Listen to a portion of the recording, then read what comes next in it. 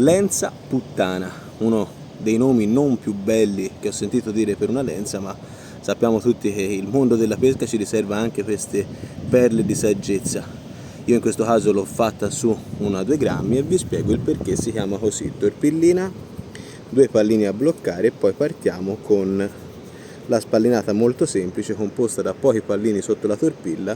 Per la precisione sono 2, 4, 6 pallini del numero 5 sotto la torpilla, che è una torpillina, come potete vedere, molto leggera.